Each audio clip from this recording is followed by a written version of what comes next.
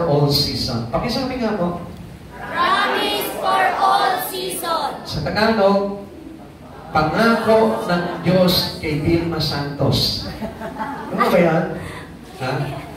Hindi, Pastor, it's not for all season. Yun is Vilma Santos. Pero, for all season, pag sinabi for all season, sa lahat ng pangyayari sa buhay po natin. Amen. Okay. Basahin ko po sa inyo sa aklat po ng Roma, chapter 8, verse 28. Sabi po dito, alam natin sa lahat ng bagay, ang Diyos ay gumagawang kasama ang mga nagmamahal sa Kanya, ang mga tinawag ayon sa Kanyang panukala sa kanilang ikabubuti. Pwede po ba tumayo po tayo, manalangin po muna tayo sa Panginoon? Ama namin Diyos, nagpapasalamat kami sa kabutihan mo, Lord. Muli po, O God, magpahayag ka sa bawat isa sa amin, O God. Yes, sapagkat karangalan namin tanggapin, Panginoon, ng mga binhi na nagmumula sa iyo, O God. Yes, Lord. Itanim mo sa aming mga puso, O God, sa ganun, O Lord. Dumaloy sa amin, Panginoon, yung walang hanggang pangako mo, Panginoon, na nakalaan sa iyong mga anak, Panginoon. Lord, ipaunawa mo po sa amin, Panginoon, kung paano nagaganap ang mga bagay dito, Lord. Sa ganun, Lord, hindi kami magkamali, Panginoon. Especially, Panginoon, sa pagpili, Panginoon, ng layunin ng aming buhay sa mundong ito, Yes, God. Lord. Lord, we accept every single or certain things that you teaching us right now, O God. Yes. Lord, yung mga bagay niyon, mahalaga sa amin yun, O God. Palaguin mo sa aming mga puso yun. Yes, Lord, Lord. ingatan mo po, Panginoon, ang aming mga puso, Espiritu, O God, na sa ganun, O God.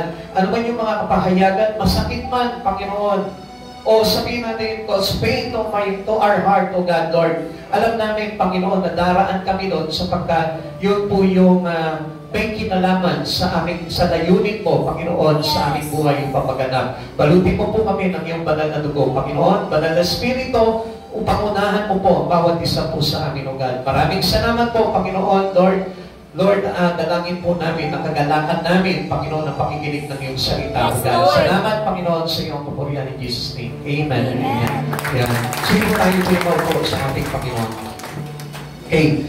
Ito pong kaninang binasa po natin, may kinalaman po ito doon po sa kung saan kinakatagpo po tayo ng ating Panginoon. The text that means where we live. Kung ano po yung mga kalagayan po natin sa pamumuhay po natin, masaya ka o hindi ka masaya, o sabihin po natin ang anong kalagayan mo sa buhay na ito, kinakatagpo po tayo ng Panginoon dyan. Kaya huwag po natin sasabihin na ang pagkakatagpo lang sa atin ng Panginoon, yung kapag ka nandito ka na sa church, doon ka lang kinatagpo ng Lord. Hindi. In every word, tayo po'y kinakatagpo ng Panginoon. In every season, in every experiences we have in our life, kinakatagpo po tayo ng Panginoon yan. Kaya nga lang, mas mainam na bukas palagi yung isip at puso natin at espiritu po natin para na sa gano'n, marinig po natin yung mga bagay na itinuturo sa atin ng Panginoon.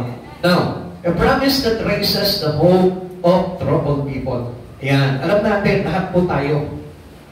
We are all passed through into the troubles. Lahat po tayo, dumadaan po tayo niyan. Wala pong sino mang tao, nilalang sa mundo na ito, na hindi dumaan po sa mga bagay na kaguluhan, pagsubok, sa mga bagay na problema, o naman mga sirkumstansya na nararanasan po natin sa buhay po natin. It is normal. Amen. Amen? Amen. Pag meron kang mga ganyang bagay, ibig sabihin niyan normal ka.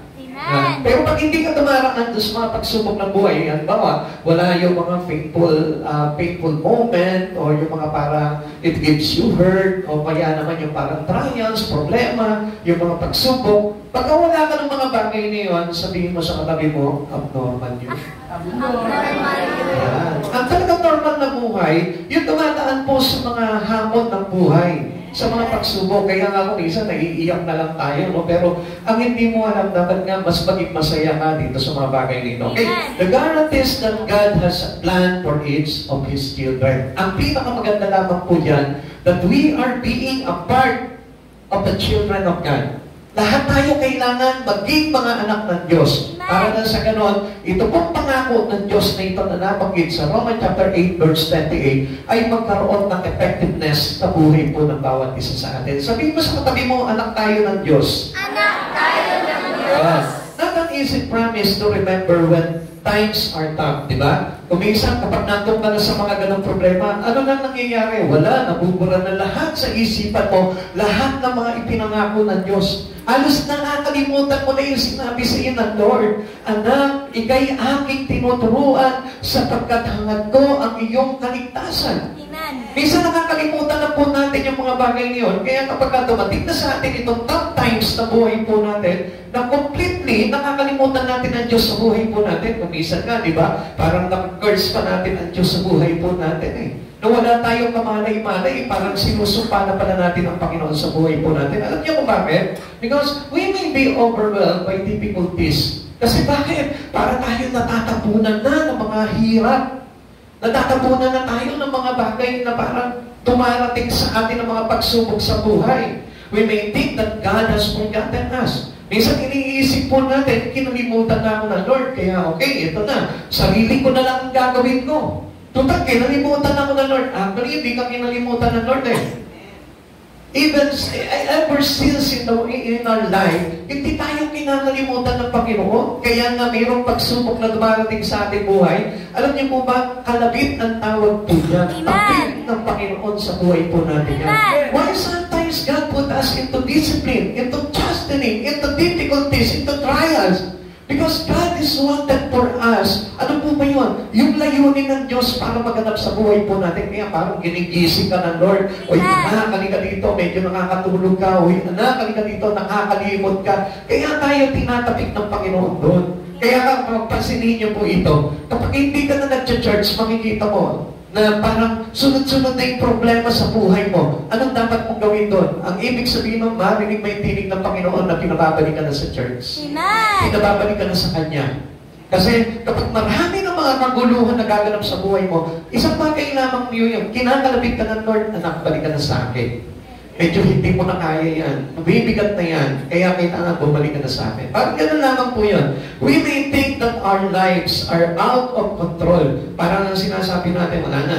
Hindi ko na kontrolado itong buhay na ito. Wala na ako magagawa dito. Minsan, we are giving up. Minsan, maayaw na tayo. Pero ang hindi natin alam dito, ang ganda ng purpose ng Lord eh. Instead na halimbawa, kung bagay para, halimbawa, kumbaga parang halimbawa, galing ka halimbawa ng Vietnam. Yan. Tapos, nabigo ka doon sa Vietnam, pero ang hindi mo pa alam, hindi pala yun ang gusto ang purpose ng Lord sa buhay mo. Kundi parang sabi mo, Lord, pinangarap ko ito, makapunta ako dito sa Vietnam eh. Yung pala, mas maganda pala yung nakalaan sa'yo. Kasi pala doon ka sa Canada, doon ka sa Australia, doon ka sa Amerika, doon ka sa Iran. Para gawin kang bomba. Hindi yun ang plano ng Panginoon po sa atin. Mas maganda palagi. We expect more great things in the Lord. Pag ang Diyos ang gumalaw sa buhay natin, laging expected po yan. May magandang gagawin ng Panginoon. Kaya nga kapag mayroong mga bagay na inaalis sa atin ng Panginoon, huwag mong isipin na wala nang kwenta yung buhay ko. May kwenta pa rin yan. Kasi mas nalagyan ng salisay ng Lord pagka mayroong ang Diyos sa buhay mo. A promise that faith can claim and find peace. Hindi niyo po ba alam? Yun po yung pagpagay para sa pananampalataya po natin. Marami tayong pwedeng makamit sa buhay at maglalagay sa atin ng kapayapaan. Okay? Siguro meron po sa atin dito na hindi na parang tulirong-tilurin na yung kanyang isipan. Yung gulong-gulo na yung kanyang isipan dahil sa mga pagsubok sa buhay.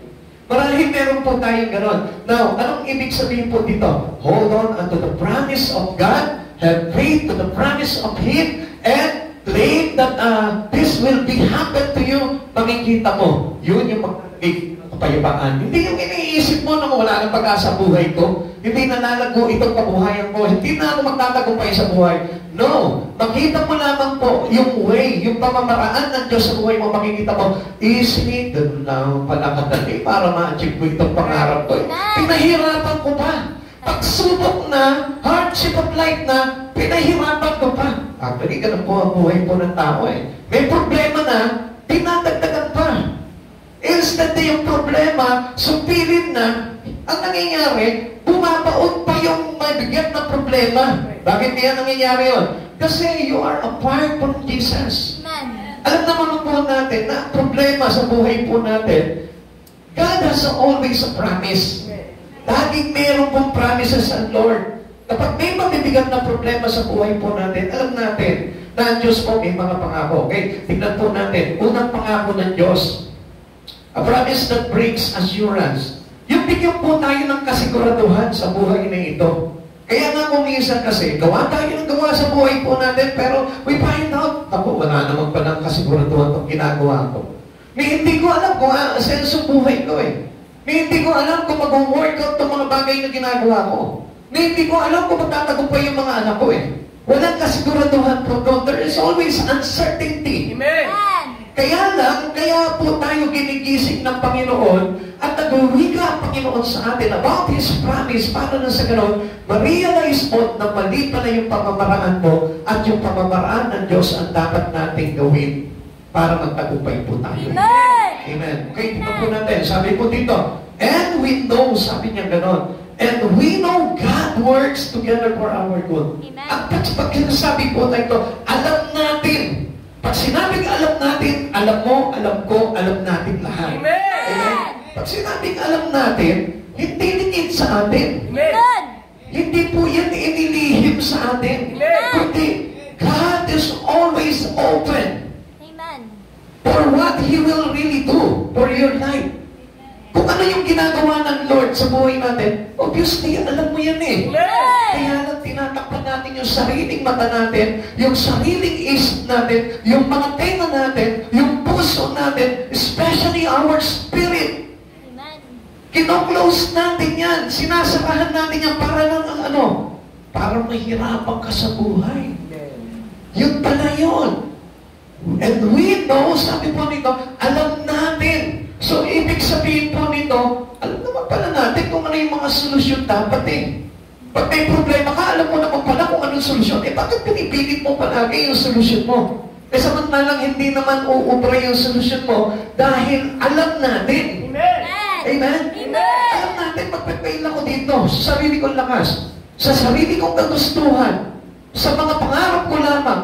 Alam natin, magpe-fail tayo doon. And we know, alam natin yun. Amen. Yung nangyayari sa iyo ngayon, yung problema na dumating sa iyo, alam mo yan. Amen. At hindi ako naniniwala na you got by surprise doon sa mga pagsubok na dumating sa buhay mo. Sometimes, meron nga po tayo mga surprise problems in life, pero alam mo kung paano lulustan yan. Amen. Why? If you know God in your life, we know everything. Amen. Pag meron ka Jesus sa buhay mo, alam mo na kung paano ka lulustin. Amen? Sa lahat ng mga pagsubok sa buhay po natin. Bakit? Ganito po yan. A promise that brings assurance, we all know that. Alam natin po yan. God want to replace our uncertainty with faith. Yung mga bagay na hindi kasiguraduhan, walang katiyakan, palitan mo ng pananampalataya. Amen. Halimbawa, parang sa tingin mo, walang kasiguraduhan o walang katiyakan yung magiging buhay mo dito. Have faith in God. Amen. Amen. You must believe in God. Makikita mo, yung assurance ng pangako ng Diyos magaganap sa buhay mo yun. Alam natin na pananampalataya pa lang kailangan natin. Amen. Alam natin na kapag gumugulo na yung buhay natin, lang pala ang kailangan. Amen. Amen. Not your faith, but your faith. Amen. Madalas ginagamit natin yung sariling paa natin. We stand in our own. Do not stand with your own. Amen. Stand with God. Amen. Ay sabi ng Lord, be still, know that I am God. Amen. Amen? Manatili ka. Gusto ng Lord, manatili ka sa Kanya. And do not stand with your own feet. Amen. Hindi po tayo kumbaga parang nandun lang tayo sa barefoot natin para lamang po gawin yung gusto lamang po natin. And we know, pakisabi nga po, and we know. And we know. Yan. Alam natin na ang Diyos gusto lang palang palitan yung mga walang katiyakan sa buhay po natin ng pananampalataya mo sa Kanya. Amen. At alam niyo po ba kapag dumating na yung pananampalataya mo sa Panginoon, doon nag-uumpisa ang magandang buhay. Amen. Amen. Amen. Amen. Amen. Now, alam niyo po ba kung bakit natin alam? Tanungin mo nga yung katabi mo, alam mo kung bakit natin alam? Alam mo kung bakit natin alam. Una, kaya alam niyo kung bakit natin alam? Dahil siya yung ating Diyos na makapangyarihan. Amen. He is Almighty God. He is a powerful God. Amen. At alam natin walang bagay na mahirap sa Panginoon. Amen. Ikalawa, dahil siya ay tapat at di sinungaling na Diyos. Hindi katulad ng mga tao nangako sa atin. Aasahan mo yung pangako pero hindi naman tinutupad yung pangako. Alam natin yun. Alam natin na ang Diyos kapag nangako sa iyo, hindi po yan sasablay. Hindi yan katulad ng halimbawa, yung katabi mo ngayon. Hindi katulad yan ng kapitbahay mo. Hindi katulad yan ng boyfriend mo, ng girlfriend mo. Na marami po ang mga sinasabing pangako na kung minsan hindi naman tinutupad. Pero, ang Diyos, we know. And we know. Alam natin na ang Diyos na ito kailanman po, hindi po sumira yan sa pangako niya. Ang Diyos ay hindi sinungaling. Ikatlo, dahil siya ang may nais na tayo ay maligtas. Ang nais, the purpose of God in our life is to save you. Wala na po siyang ibang gustong mangyari sa buhay mo. Hindi niya kumbaga parang hindi big deal sa kanya. Yumaman ka, mahirap ka, maging tanyag ka, maging mayaman ka, maging matalino ka. Wala na po sa Lord yun. Basta isa lamang po ang layunin ng Panginoon, that you must be saved. Gusto ng Diyos kahit ang kalagayan mo. Bata ka man, matanda ka man, may sakit ka man, o wala. Basta ang gusto ng Lord, maligtas ka. Tapos ang usapan nun, huwag ka na mag-demand sa Lord.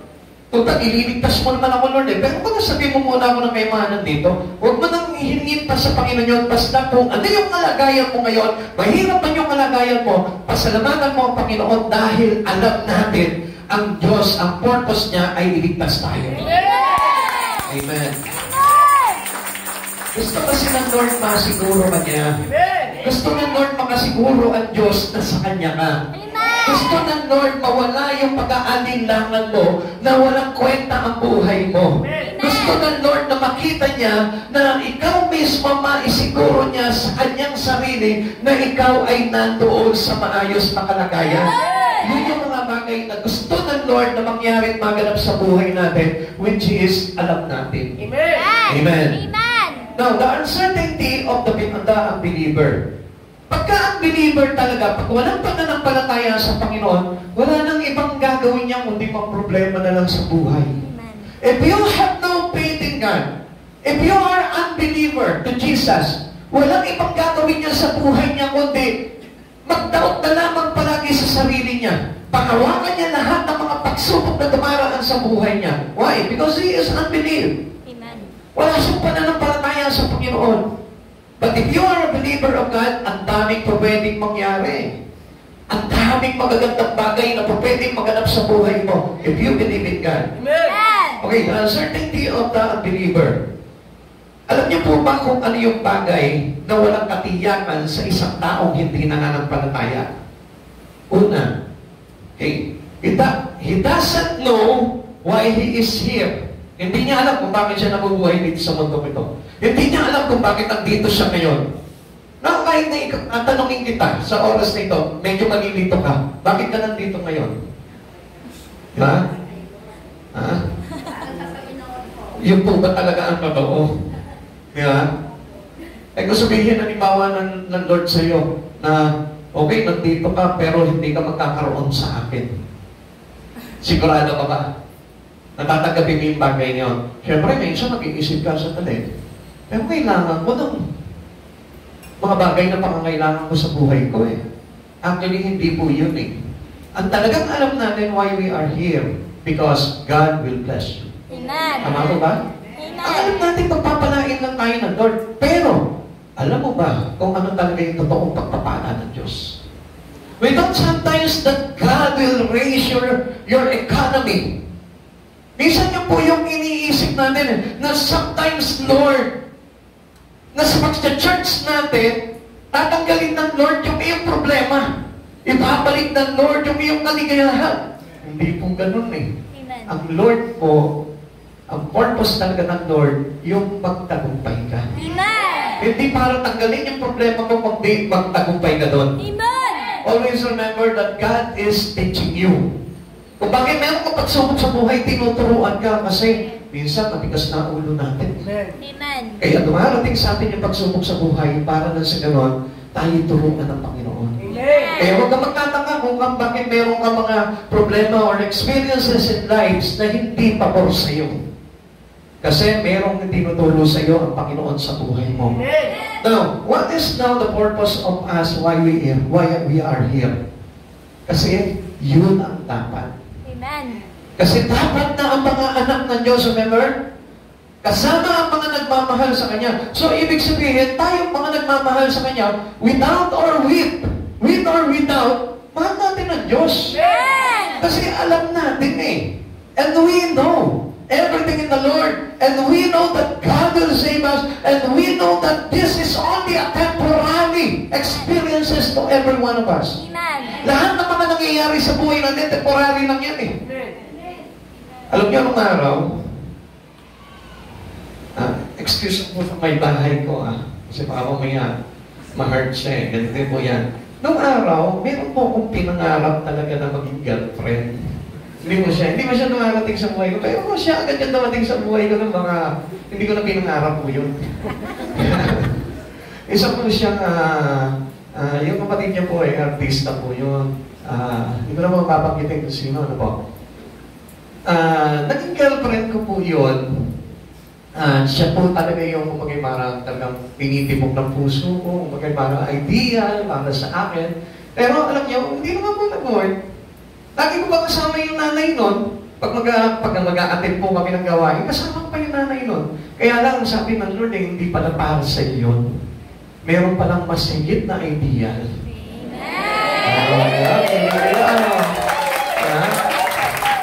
Yung kasi yun eh. Ganun din po yun sometimes in our job.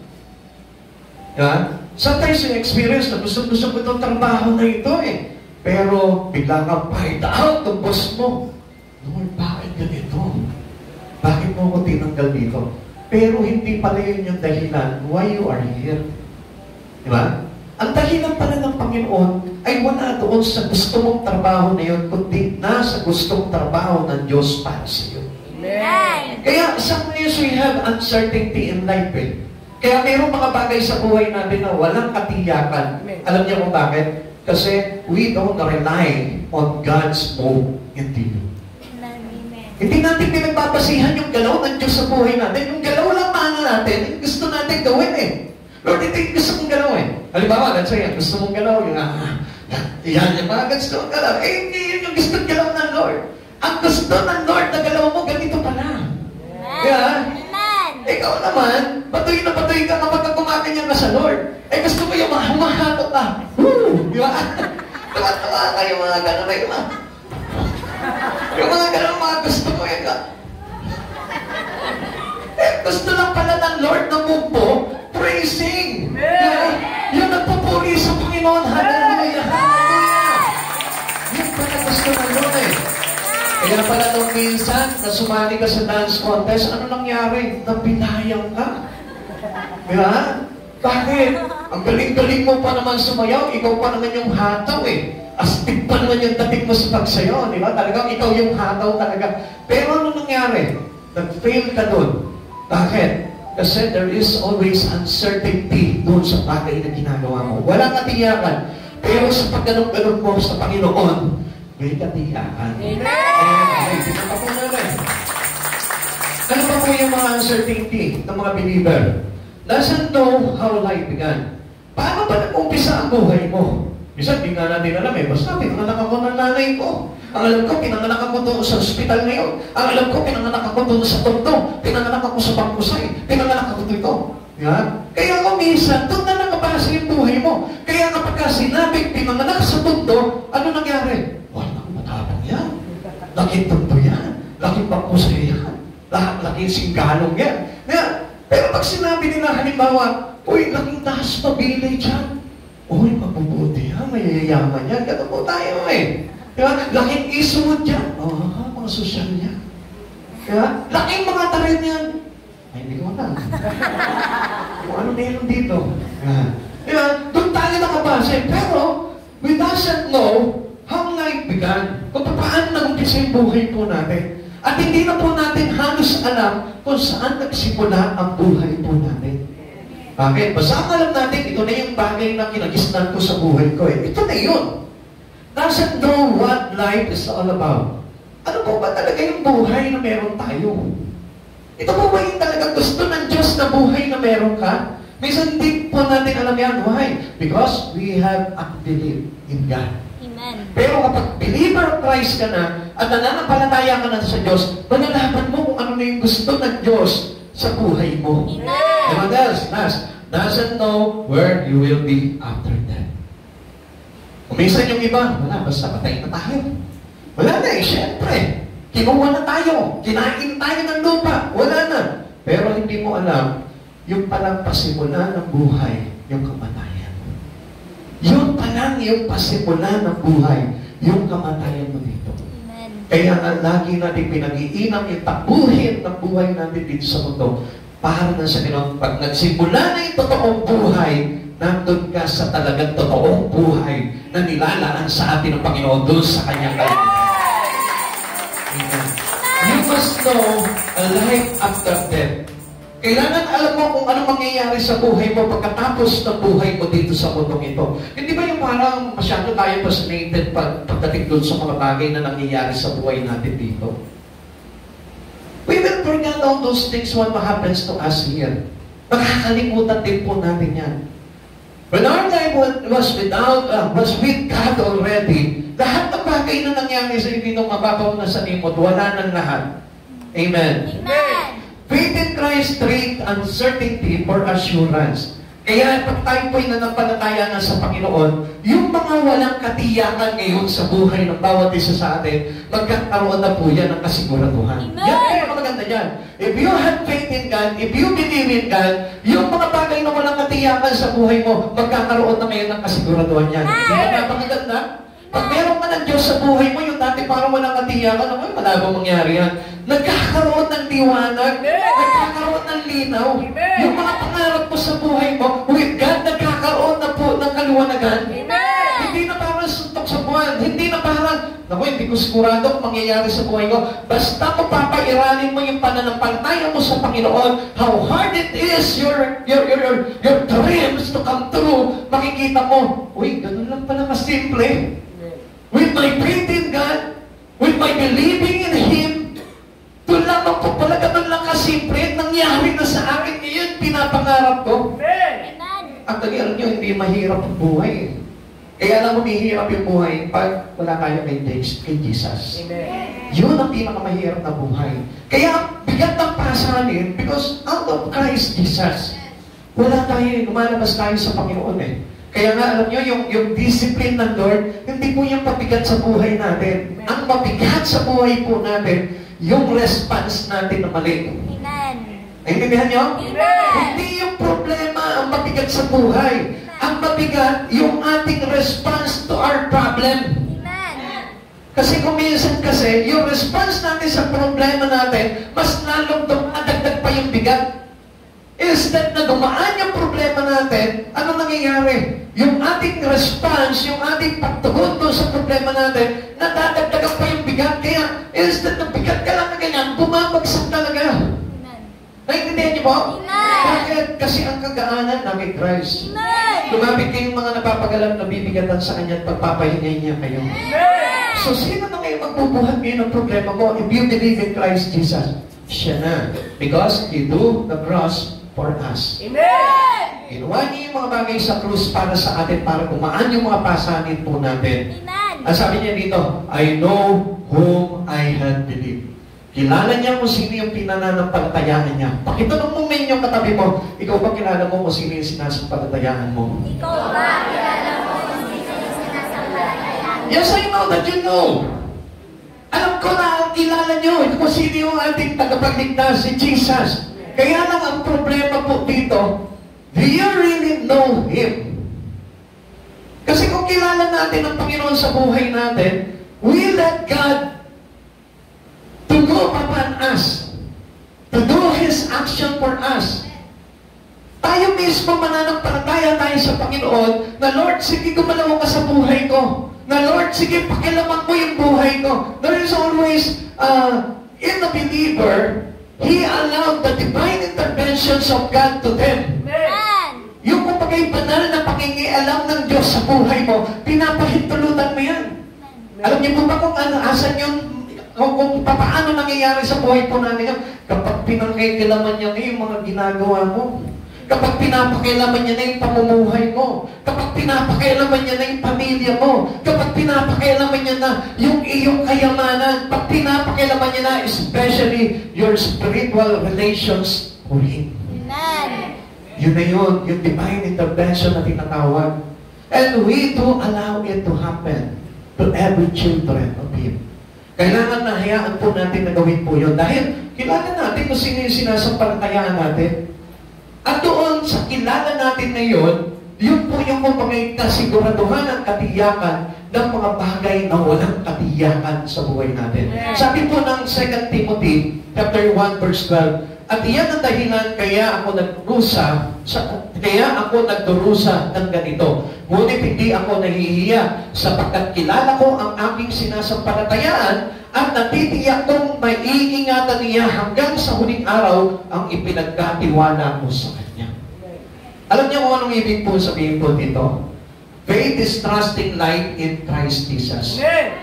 Yung mayroong kang pananampalataya sa Panginoon, yun yung kaya mong ipagkatiwala talaga yung buong buhay mo sa Lord. Amen. Hindi ba yun, Lord, sige, pinagkakatiwala ko sa iyo yung aking kaluluwa. How about your personal life here? Pinagkakatiwala ko ba sa Kanya? Gusto lang natin, Lord, pagdating ng araw, ligtas mo yung kaluluwa ko, ha? Pero inalaw mo ba yung tinatawag na divine intervention ng Lord sa buhay mo? Yung pakialaman ka sa mga bagay sa buhay mo na nangyayari ngayon sa mundong ito? Yung pakialam ka halimbawa doon sa mga desire ng puso mo, yung mga secret desire mo, yung pinapakialaman ka ng Lord doon, pinahintulutan mo ba ang Diyos? Yung pinakialaman ka doon sa iyong ugali pagdating sa kapwa mo, pinahintulutan mo ba ang Diyos doon? Yung pinakialam ka halimbawa sa love life mo, sa trabaho mo, sa pag-aaral mo, doon sa mga nasasakupan mo, pinahintulutan mo ba ang Lord doon? That was divine intervention. Amen. Why we are believing in Christ? Bakit po ba tayo lahat nananampalataya sa Panginoon? Because we all know that this is for all our good. Amen. For our own good. Amen. Para sa ikabubuti natin yung mga bagay niyon. Kaya we trust God. We trust our life into God. Yun po yung kaya natin gawin. Alam niyo kung bakit? Because, sabi nga po dito, kapag ititrade po natin yung dating pamumuhay po natin sa Panginoon, sa bagong pamumuhay kay Kristo, makikita na natin yung uncertainty nagiging certain. Amen. Amen? Yung dating walang katiyakan, makikita mo nagkakaroon ng unti-unting katiyakan sa buhay. If you trade your past life to the present life to Christ Jesus. Kaya nga mayroon ng bagong pamumuhay kay Kristo eh. Kaya lang ayaw natin iwanan yung old life po natin. Kaya lagi po tayo mayroong pag-aalinlangan sa buhay eh. Kaya po tayo parang hindi po tayo satisfied sa buhay na meron ka ngayon. Bakit? Kasi nandun pa rin po tayo sa old life eh. Na walang pagtitiwala sa Diyos. Sabi po dito, faith is trusting life in Christ Jesus. Sabi po ng 1 John chapter 5 verse 13, isinusulat ko ito sa inyo upang malaman ninyo na kayong sumasampalataya sa anak ng Diyos ay may buhay na walang hanggan. Until now, hindi mo pa alam kung makakarating ka doon. Amen? Amen. Marami po mga Kristiyano, until now, hindi pa rin po nila alam kung mapapabilang po sila sa langit pagdating ng araw. Simple. Madali lamang po yan. Isip po muna tayo para maintindihan nyo. Pagsabi mo muna sa katabi mo, isip muna para maintindihan mo ito. Kasi this is a very tough questions for every Christian. Yung lagi niyang tinatanong, ako kaya, mapupunta kaya ako sa langit? Yan? Sino mo dito yung nagtanong na sa sarili niya gano'n sa harapan ng Panginoon? Yung iba hindi niya tinatanong, bahala na kung saan ako mapunta, gano'n lang. Hindi, siguraduhin mo. Kailangan mawala yung uncertainty pagdating doon sa destination ng buhay mo pagdating ng araw. Kailangan tanungin mo ang Lord, Lord, saan ba ako mapupunta pagdating ng araw? Kaya na, we better listen to the answer of God into your life. Amen. Ano ba yung sagot ng Lord? Ganito lang yan. Ano ba yung pinagagawa mo kaya? May kinalaman ba sa akin yan? May kinalaman ba sa kalangitan niya? Magigain ba yan ang buhay na walang hanggan? Yun ang isasagot sa atin ng Panginoon. And then, you will know kung saan ngayon ang destination ng buhay. Amen. Anak, pinahihintulutan mo ba ako na makialam ng buhay mo? If you wish to be with me on my kingdom, let it be. Hayaan mo, pahintulutan mo ako na makagalaw sa buhay mo. Kasi kung hindi mo pababayaan gumalaw si Jesus sa buhay mo, hindi mangyayari na maayos yung buhay mo accordingly into His kingdom. Amen. Kasi ang buhay natin ngayon is according to this word. Nandito nakasanalay, nandito gumagalaw, nandito nakadesign yung buhay mo ngayon na kailangan i-convert ng Lord, changed by a new life in Christ Jesus para na sa ganon, yung buhay mo ay ma-design na doon sa buhay na walang hanggan. Why we commit our life into God? Kung bakit natin kinocommit yung buhay natin sa Panginoon? Kitinin niyo po ito. Minsan, di ba, dinadala ka na ng Lord sa church? Pero anong ginagawa mo? Iniiwan mo pa rin yung church mo. Bakit sa kagustuhan na hindi masaktan yung damdamin mo? Na hindi matapakan yung iyong espiritu? Na hindi po tayo masagasaan sa ego natin? Pero yun yung talagang gustong gawin ng Lord eh. Sagasaan niya yung ego mo, yung pride mo, ibaba niya. Baguhin at ayusin yung puso mo, yung laman ng damdamin mo, dahil dinidesign ka na ng Lord, sineshape up ka, kinaparpak ka, hinuhulma ka doon sa mga bagay sa Panginoon sa Kristo. Kaya wala na po tayong pag-aalala, sapagkat sa pamamagitan ng pananampalataya po natin sa ating Panginoon, mayroon na po tayong kasiguraduhan doon. Faith in Christ, allow Christ to do His work in you. Amen. Kung nananampalataya ka sa Panginoon, pag ipahintulutan mo na gumalaw sa buhay mo ang Panginoon, do not stop God. Amen. Lord, sige, pakilaman mo ang buhay ko. Kung minsan nakala natin yung mga pagsubok sa buhay mo, simple pagsubok lang yan, bigat ng buhay, ano? It is the divine interventions of God into you.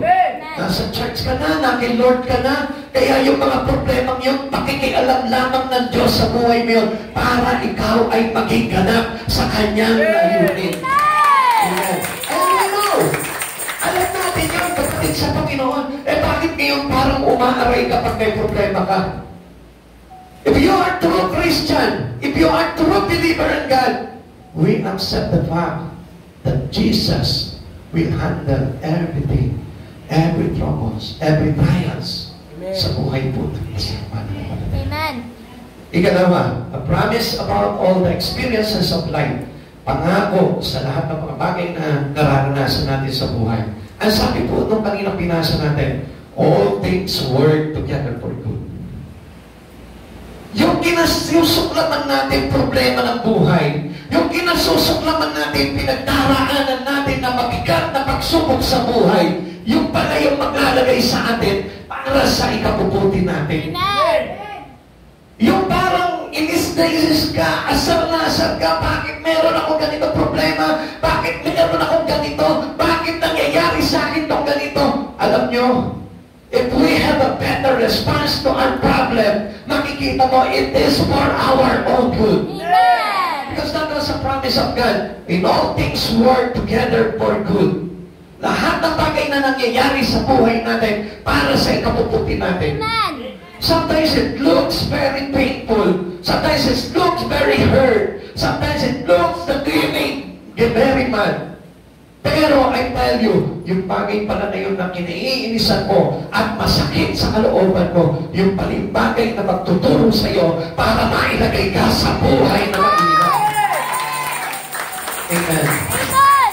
Amen. Kaya nga, yung response natin sa mga pagsubok sa buhay po natin, we must that all these things will work together for our own good. Some experiences are hard to bear, di ba? Hirap eh. Kung minsan parang gusto mo na mag-give up. Parang gusto mo na sumuko. Parang sinasabi mo sa Lord, ayoko na. Hindi ko na kaya. I cannot lead it anymore. I cannot do it. Hindi ko na magagawa yan, Lord. Hindi ko na kaya. Suko na ako.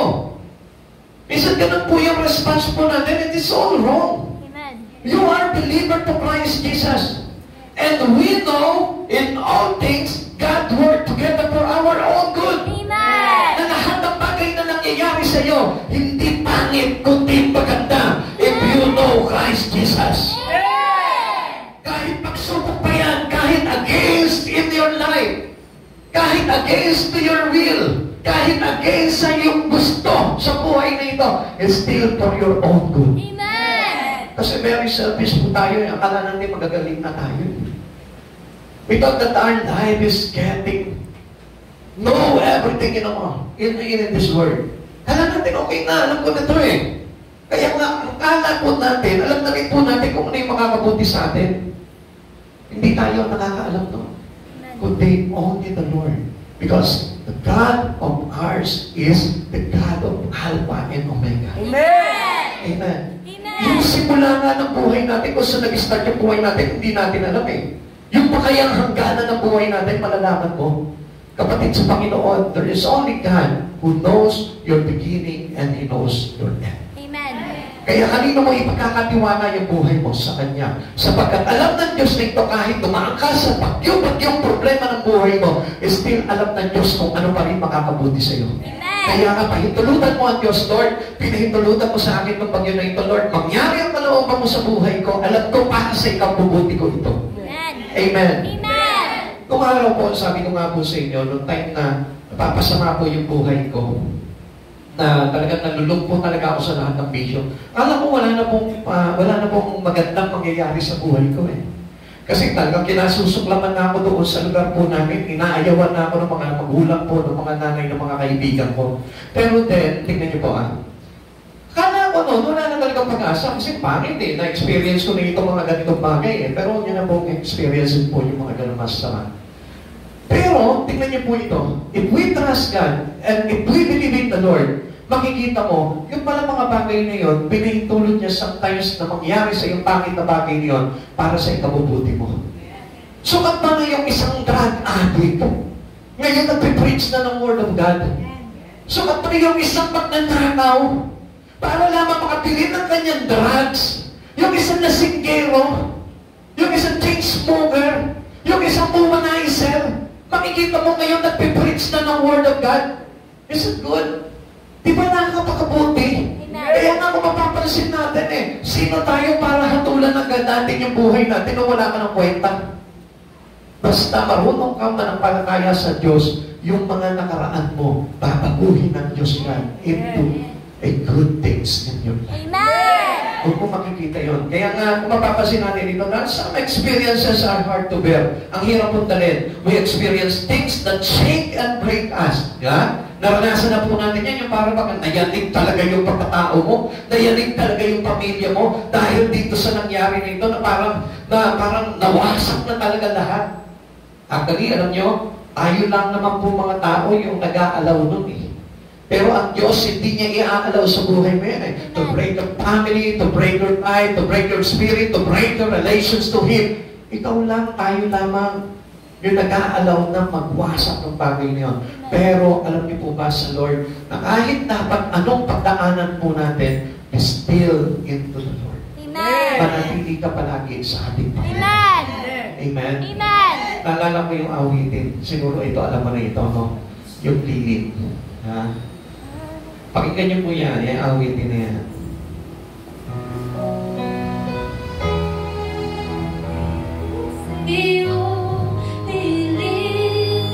Sasambahin ka sa dakong lihim, mananatili sa'yo, wala tayong ibang gagawin. Kahit na ano yung mga dumarating sa buhay natin, still under the shadow of the Lord, doon pa rin po tayo mananatili para sambahin ang Panginoon sa buhay natin. Sometimes, diba, inayanig yung buhay natin.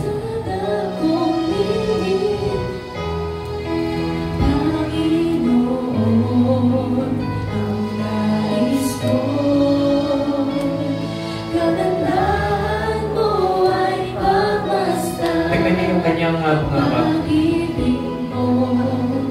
makita niya ng yung karita ng Panginoon, yung kagandahan ng Lord sa bansa.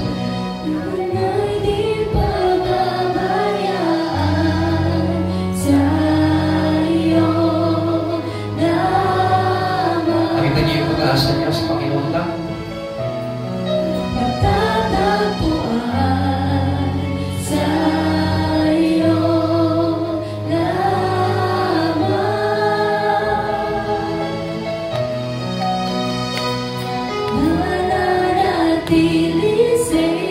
Yun lamang yung mga bagay na dapat natin gawin sa buhay natin. Yung pananatili natin sa Panginoon. Do not leave God in your life. Sapagkat kapag iiwan mo na ang Panginoon, mas lalong lumalabo na ang lahat ng bagay sa buhay natin. If we have uncertainty, kung mayroong mga bagay na walang katiyakan sa buhay natin, masigit na mawawala ng katiyakan itong mga bagay dito kung tayo po'y lumalayo sa ating Panginoon. Kaya nga, we experience things that we can't understand. Meron tayong mga pangyayari sa buhay natin na hindi natin nauunawaan. Pero ang nakakaunawa niya ng Diyos sapagkat alam ng Diyos kung saan ka ilalagay. Amen.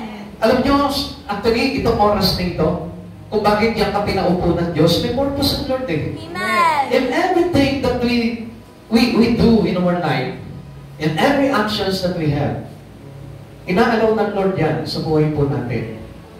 Dahil alam ng Diyos kung bakit nandyan ka. Alam ng Diyos kung bakit kailangan mangyari sa buhay mo yan. Alam ng Diyos kung bakit kailangan pahintulutan sa iyo yung minsan mga pagsubok na parang it will shake us, it will break us. Kasi mayroong bagay talaga na gusto mangyari ang Diyos sa buhay mo eh. But still, it is for our own good. Para sa ikabubuti mo, yung gusto mangyari na yun. Na kung minsan parang akala mo, parang sisira na ng pagkatao mo eh. Pero hindi mo mo alam, yung pa rin para sa ikabubuti mo pa rin. At dahil, ang pangit na nangyari sa buhay mo, pero sometimes, at late, parang marirealize mo, buti pala nangyari sa akin yun. Kung hindi ko matututunan yung isang napakagandang bagay na dapat na nakalaan pala sa buhay ko, na nilaan ng Diyos sa buhay ko. Kaya nga, alam nyo, wala tayong dapat na pagsisihan sa buhay po natin eh. We have God in our life. At dapat lamang natin pagsisihan yung kasalanan natin noon. Amen. Sapagkat yung mga kasalanan natin yun yung sumira ng ating relasyon sa Panginoon. Yun yung sumira ng ating kabutihan sa buhay na ito. Kaya nga, right now, nandito na ang Panginoon eh. Tinapos niya na sa krus ng Kalbaryo. Kaya there is no uncertainty. Because there is no sin will win into your life. Wala nang kasalanan na magtatagumpay sa buhay mo because lahat po yan ay ginawa na ng Panginoon ng solusyon para hindi ka mamatay dahil sa kasalanan. Kaya ano ba bagay na pagsubok ngayon sa buhay na mararanasan mo na makakapagpabagsak sa iyo? Wala na, no more. Nothing anymore because you have God already. But you believe in Christ already. Kaya wala ka na dapat na ikatapat to. Dumaraan ka sa pagsubok ng buhay na hinayanig ang buhay mo. Still, manatili ka sa Panginoon. Magpuri ka, sumambaka sa Panginoon. Because there is already a certain things that will happen for your own good. Meron na magandang bagay na magaganap sa iyo. How God brings good out of difficult circumstances. Ano po may ginagawa ng Lord para ilabas po tayo doon sa mabibigat na pagsubok sa buhay po natin. Tingnan po natin yung nangyari po kay Moises. A fugitive who became a deliverer. Takas! Dahil nakapatay po doon po si Moises. Pero kung mapapansin po natin ako, the most wanted criminal. Amen? Si Moises, kasi nakapatay po siya ng isang Egyptian po noon. Dahil pinagmamalupitan yung kanyang kababayan. Pero nung sa pagtakas po ni Moises, anong ginawa sa kanya ng Panginoon? Kinatagpo siya ng Lord kung ano yung kalagayan niya. Kinatagpo siya ng Lord doon sa kanyang mga pagsubok sa buhay. Kinatagpo siya ng Lord kung saan siya naroon. Kinatagpo siya ng Lord kung ano yung bagay na ginagawa niya. Nandun siya sa trabaho niya. Kinatagpo siya ng Panginoon. Kaya walang bagay sa buhay natin na hindi ka kayang abutin at katagpuin ng Panginoon. Kaya ano nangyari kay Moises? Out of nothing, out of nowhere, out of its mind. At nangyari? Naging tagapagligtas siya, tagapagpalaya siya ng bayang Israel. Amen? Napakalaki pala ng tungkuling gagantanan niya sa Panginoon. Malay mo, ikaw.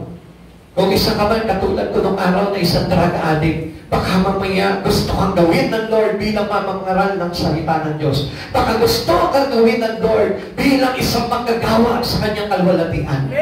Kapatid, tignan mo kung bakit nandito ka ngayon. You must know the purpose of God into your life. It is all for your own good. Para sa ikabubuti natin lahat, kung ano yung nangyayari sa iyo.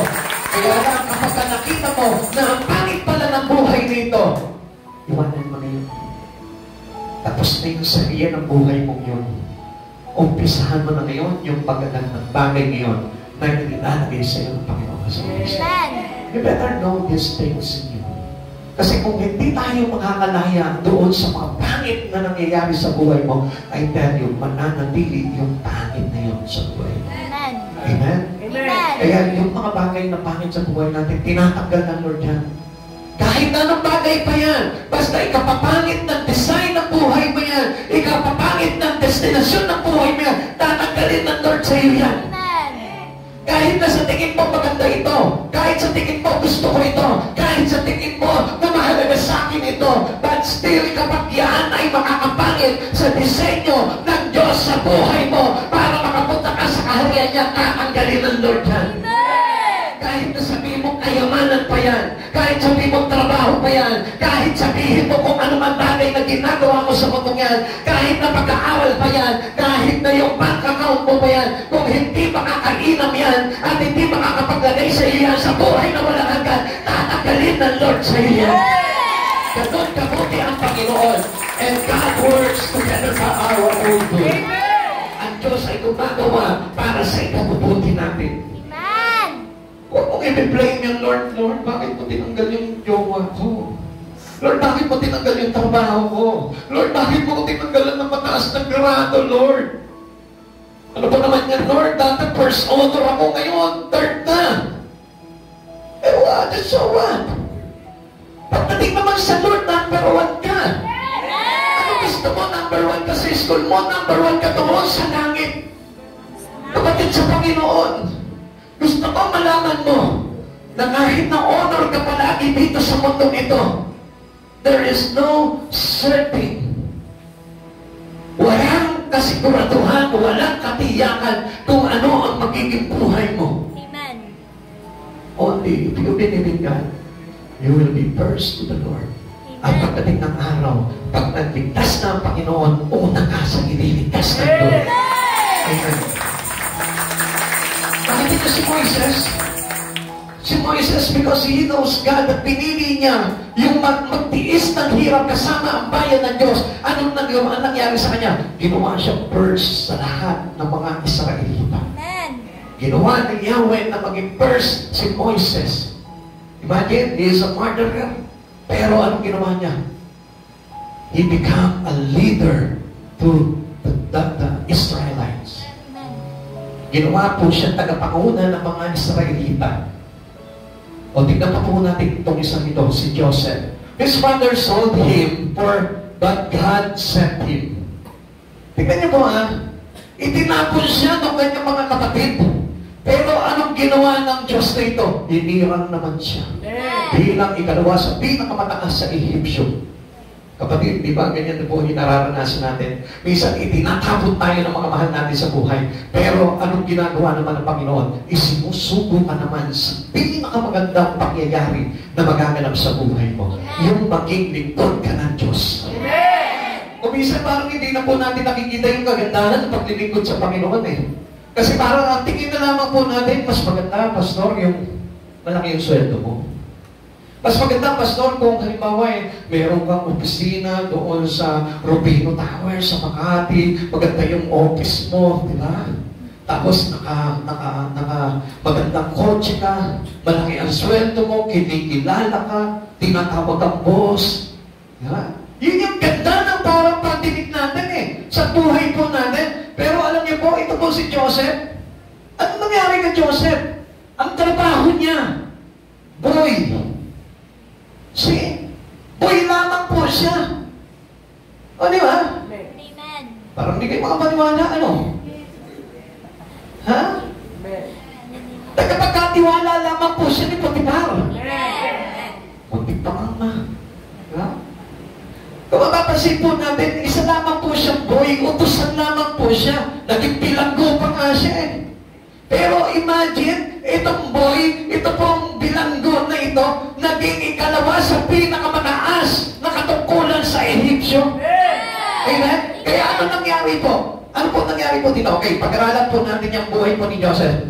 How was Joseph a blessing to his family? Kasi kung minsan nakala natin, walang silbi, maglilingkod ka sa Panginoon, ganda na tinapos mo, maglilingkod ka sa Lord. Tingnan po natin kung paano naging naging pagpapala po ito si Joseph. Na karaniwang inaayawan ng mga tao ngayon yung maglingkod sa Panginoon at sumunod sa kalooban ng Panginoon. Tignan po natin. Sabi po dito, by enduring the trials in his life with faith, Joseph was not only blessed, but he was also spared from a much worse situation that followed, and he was able to protect his family. Di ba? Hindi lang sa nalampasan niya yung pangit na mangyayari sa buhay niya, kundi yung masigit na pangit na magkaganap pa. Nalampasan niya po yun at naging pagpapala pa siya sa pamilya. Amen? Kasi kung minsan, ano ba naman niya, bakit ganito ang buhay ko? Parang minsan kinasusundaman na natin yung buhay natin eh. Pero ang hindi nyo alam, pag na-overcome pala natin itong bagay nito at nagpagamit tayo sa Panginoon, hindi mo alam, magiging pagpapala ka pala ng lubos sa iyong pamilya. Ano pa sabi po dito? There's more to know for those who overcome through standing in the Lord. There are always greater and greater blessing to come. Naintindihan natin? Hindi lang basta greater blessing, greater blessing, greater and greater blessing to come. Merong higit na mas higit pang pagpapala ang darating sa iyo. Ibig sabihin po nito, kung iniwan mo yung trabaho mo for the sake of your service to God, mas yung kung ano yung bagay na magandang nangyayari sa iyo sa trabaho mo, dodoblehin pa ng higit ng Lord yan para sa iyo pagpapala. Amen? At hindi pa yun. Mananatili sa iyo yung pagpapala ng Diyos hanggang sa buhay na walang hanggan. Kaya wala akong pagsisisihan pagdating sa Panginoon. If you choose God in your life, alam natin, in all things God work together for our own good. Na wala ka sa trabaho mo dahil sa paggamit sa iyo ng Panginoon, it is for your own good. Na wala ka sa pag-aaral mo dahil sa paggamit sa iyo ng Panginoon, it is for your own good. Itinapot ka ng pamilya mo dahil sa paglilingkod mo sa Panginoon, it is for your own good. Hindi mo man nakamtan yung pangarap mo dito sa mundong ito, pero pinagamit mo ang buhay mo at nagtiwala ka kay Jesucristo. Pagdating ng araw, ang sabi doon, there are always greater and greater blessing to come. Bakit greater and greater blessing to come? Kasi hindi lamang dito ang pagpapala mo, bagay sa buhay na walang hanggan, may katiyakan ka na pagpapalain ng Diyos. Amen. Dito ginaayawan ng tao eh. Gusto ng tao makarating sa langit, pero ayaw ng tao na mapahiran ng mga bagay sa paggamit ng Diyos. Kaya nga gusto ko po na malaman po ninyo, if you wish to be there, wish to be designed by God, dito pa lamang. Dito pa lamang sa mundong ito, pag-design mo na yung buhay mo. Ipaayos mo na sa Lord kung ano yung dapat. Kaya we must know our purpose in here. Bakit tayo nandito ngayon? Kaya tayo nandito ngayon para ipahubog muli ang buhay natin para na sa ganon tayo makapasok sa buhay na walang hanggan kay Jesucristo. Amen. Amen. Ikatlo, a promise about a wonderful plan for believers. Tanungin mo yung katabi mo. Totoo ka bang mananampalataya ni Jesucristo? Totoo ka bang mananampalataya ni Jesucristo? Ganito po kasi yan. Pag totoo mananampalataya ni Kristo, anong unang-unang dapat na makita? If you are true, genuine believers to Christ Jesus, the first thing that we must see it to you by God is your love for Him. Yung pag-ibig mo sa Kanya. Amen. Paano mo sasabihin na mahal mo ang Lord sa buhay mo kung hindi mo pinapahalagahan si Jesus sa buhay mo? Paano ka magiging mananampalataya sa ating Panginoong Jesucristo if you won't love God? Kung ganito lamang kaliit ang pag-ibig mo sa Panginoon, na halos matupilas pa ng mga bagay na ginagawa mo sa mundong ito, paano mo masasabi that you are a true believer to Christ Jesus? Ang totoo po talagang mananampalataya ng Panginoon na kahit na anong tanasin mo sa buhay nito, hindi ka mawawala sa Lord kasi love mo. Amen. Mahal mo eh. Amen. Eh bakit pag sa tao, pag nagmamahal tayo, Halos ayaw mo nang maiwalay sa Kanya. Halos ayaw mong tanggalin siya sa'yo. Bakit sa Lord? Kapag nagka-problema ka na, ang bilis mong umuwala sa Panginoon. Ang bilis mong binawan ng Lord sa buhay mo. Bakit yung mister mo? Dahil sa mahal na mahal mo. Anong ginagawa mo? Hindi mo siya makakuhanan, hindi mo siya mapabayaan. Lagi mo siyang hawak, lagi mo siyang kasama. Bakit mahal mo eh? Inilalaban mo. Now, if you are a true believer to Christ Jesus, it must show to us the love, the true love. Yung talagang totoong pagmamahal na hindi ka matutupilas na kahit na anong pangyayari sa mundo ito. Amen! Amen! Amen! Amen! Amen! Nakakandaan ko po yung kwento ng lola ko po nung araw. Nung time po na yung lola ko po nung araw, nagpakwento po sa akin, maliliit pa po kami noon, nakakandaan ko, sabi niya gano'n. Alam mo yun, nung araw na nililigawan pa lang ako ng lolo niyo, nag-iigib ng tubig yan. Malayo pa yung iigiban niya ng tubig. Sinasakripisyo niya para lang maigiban ako habang ako'y naglalaba. E tanong ko sa lola ko, ano po yung suot niyo ng miniskirt? Baka mamaya nag-take chance lang yung lolo ko nun eh. Kahit naglalaba eh. Hindi. Alam naman natin, balot na balot po ang mga kabayan. Hindi po. Sabi po ng lola ko, na kahit na anong pagawa sa kanya, ng lola ko, ginagawa ng lolo ko. It is true lang. Na kahit na yung tatay ng lola ko, laging may tapat at tinaabangan siya. Yung lolo ko, pag pumupunta, tumaakit ng ligaw, hindi natatakot yung lolo ko. Noong isang araw, winawsiwasan ng gulong ng taga yung lolo ko. Hindi po siya natakot. Hindi siya umurong, hindi siya tumakbo. Idol niya kasi si Bonifacio. Katapang na tao, hindi atakbo. Aputol ang kamay, hindi atakbo. Aputol ang leeg, hindi atakbo. Aputol, tatakbo at huli. Yung relasyon niya, kung pupulin, tatakbo ng malayo. Kapatid sa Panginoon, pansinin niyo, kahit na anong kumarang sa iyo, sabi ng mga matatanda, harangan ka man ng gulong, hindi ka matitinag. Amen? Harangan ka man ng tabak, hindi ka matitinag. Ano sabi ng mga umiibig? Daraan ka muna sa aking bangkay. Di ba? Amen. Eh pagkatapos nun, wala ka na bangkay ka na eh. Ano ba mangyayari sa buhay mo? Hindi, ang ibig ko po sabihin dito, pag mahal mo talaga ang tao, hindi ka papipigil. Amen! Amen? Kaya lang, bakit ang tanong? Ganito. Kaya alam nyo, ang Diyos mismo nagbe-break ng bagay na yon, ng relasyon natin na yon, kasi bakit? Kasi yun na naging cause ng pagbe-break mo ng Panginoon. Amen? Amen! Yung totoong pagmamahal, hindi mabibreak yan ng kahit na sinong tao. Amen! Pigilan ka man ng kahit na sinong tao, hindi mabibreak yan. Kaya lang, kapag nasa gasaan ang iyong pag-ibig sa Diyos at na-break, gusto ko malaman mo, i-break din ng Panginoon yung bagay niyo. Amen! Even your dreams. Kung itong dreams mo, pangarap mo, sumasagasa sa iyong relasyon sa Panginoon, I tell you, hindi ka pagtatagumpay ng Panginoon mo. Bakit? That is not for your own good.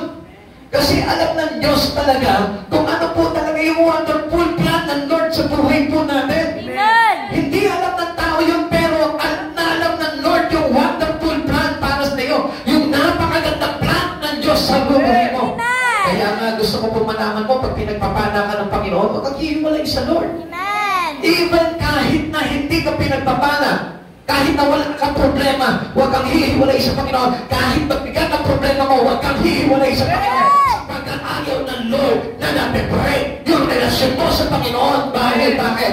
Dahil mape-break din yung wonderful plan niya sa buhay. Amen! Ay, bigyan mo natin.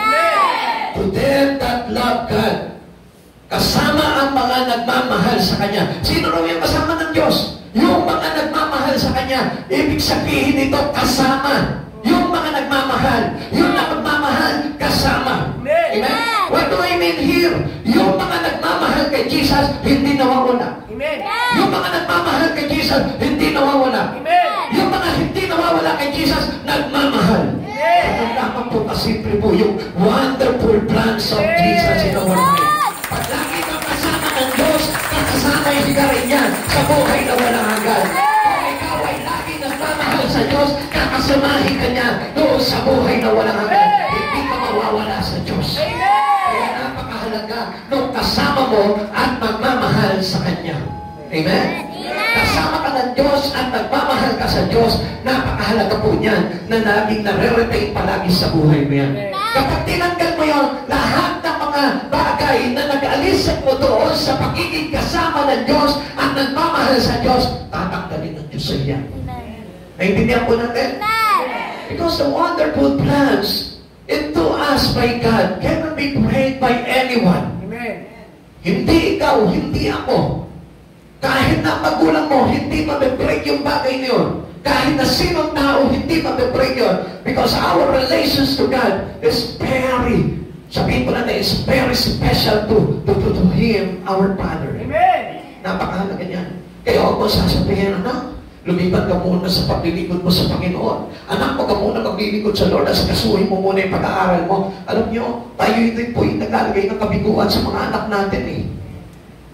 You know na? Kasi pagka ganun po yung naging attitude natin, ang sabi ng Lord, to them that love God, kasama ang mga nagmamahal sa Kanya. Hindi pa pwede natin tanggalin yung mga tao nagmamahal sa Panginoon, sa Diyos. No one. No one can separate us for the love of God. Kaya nga sabi ni Pablo, in-specify niya, kahirapan, kagutuman, kahubaran, pambubugbog, pang-uusik, karamdaman, hindi makapaghihiwalay sa akin sa pag-ibig ng Diyos. Why? Because the love of God cannot be prayed by anyone. Wala sino ang makakapagbago po nun. Kaya ano sabi po ng Biblia? Sa mga pinagpuglot ng Panginoon, walang sino ang makapaghihiwalay. Amen? Amen! Kaya nga nakita nyo sa sumpaan, sa pag-aasawa, sino makapaghihiwalay sa atin? Ang kamatayan? Hindi po. Ang sino mang pinagpuglot ng Diyos, kailanman hindi mapaghihiwalay ng tao. Amen. Kaya mga kapatid sa Panginoon, maniwala ka sa oras na ito. Ibinuglot tayo sa ating Panginoong Jesucristo, and no one shall ever separate us from the love of Jesus. Amen. Kahit na anong bagay. Kahit sabihin mong importante sa iya bagay na yan, you cannot be separated by the things that you in God. Lagi po natin tatandaan yan. Kahit anong bagay yan, wala po pwedeng itapat sa kapangyarihan ng Diyos sa atin sa mundong ito. Amen. Kaya lagi natin isipin, napakahalaga ng pag-ibig natin sa Panginoon. Amen. Mas higit na maganda ang plano ng Diyos kaysa sa mga tao sa plano natin sa ating sarili. This begins with God's love for us. Nag-uumpisa ito kapag tayo po'y nagmahal na sa Panginoon. Yung mga magagandang bagay sa buhay po natin, pagkaganap po yan, kapag tayo po'y nag-uumpisa na talagang totoong umibig sa Panginoon. Pakisabi mo nga po sa katabi mo, mahalin mo na ang Panginoon. Mahalin mo na ang Panginoon. Gusto mo ng magandang pagbabago sa buhay mo, mahalin mo, ibigin mo ang tapat ng Panginoon sa buhay mo. Gusto mo matapos yung mga problema at pagsubok mo, yung mga kabiguan mo, yung mga nahihirapan ka na laging nandito, bigat na nandito sa dibdib mo. Gusto mo tapusin yung mga bagay na yan?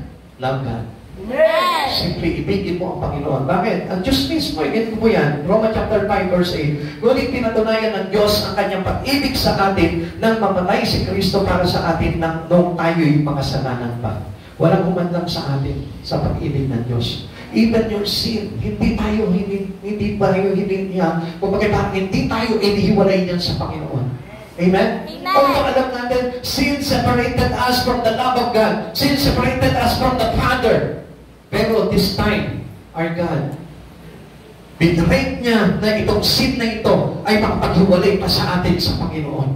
Tingnan niyo po yung kapangyarihan ng Diyos na yan. Bakit yung mga bagay nun sa buhay natin na ihiwalay tayo sa Panginoon? Yung simpleng disiplina sa atin ng Panginoon na ihiwalay ka sa Kanya. Yung simpleng pagtuturo lang sa iyo ng problema na meron ka ngayon na ihiwalay ka sa Diyos. Yung simpleng pangarap mo na ihiwalay ka sa Diyos. Yung simpleng mga bagay sa buhay mo na ihiwalay ka sa Diyos. Yung simpleng kaibigan mo na ihiwalay ka sa Diyos. Yung simpleng mga bagay na ginagawa mo sa mundo ito na ihiwalay ka sa Panginoon. Pero hindi mo ba nakita? Yung the great enemy of man, that He separate us from the Father. Sinupil ng Diyos yun yung kasalanan. Amen. Hindi niya pinagbigyan ng pagkakataon pagkakataon na ito, kasalanan na ito, mahiwalay ka niya sa Panginoon. Amen. Tamo po yun. Sino pa yung mga bagay na makakapaghiwalay sa atin sa Panginoon? We love Him because He first loved Him. We respond to this love by faith in Christ.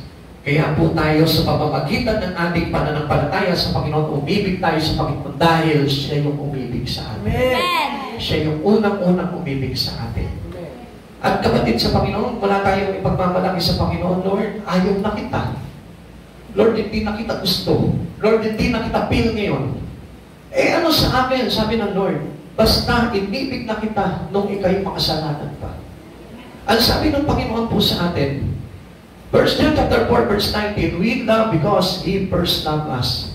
Sa akin ka lang natuto ng magmahal eh. Pero bakit iba yata yung lumalabas na pagmamahal sa puso mo? You must imitate the love of God into you. Yun ang gayahin mo, yung pag-ibig ng Diyos sa iyong buhay. Yung pag-ibig ng Diyos sa tao. Yung pag-ibig ng Diyos para sa isang makasalanan. Yun yung dapat na ini-imitate natin sa buhay natin. Hindi yung pag-ibig ni Piolo Pascual. Hindi yung pag-ibig ng mga artista. Hindi yung pag-ibig ng mga Koreano. Isa yung ginagaya natin eh. Uy, ang sarap naman magmahal ni Jean. Gusto ko yung ganun din. Di ba? Kaya napapataod natin yung ginagaya natin. Kaya nagkakamali tayo ng pag-ibig eh. Kaya tayo nagkakaroon ng tinatawag na poison love. Lason na pag-ibig.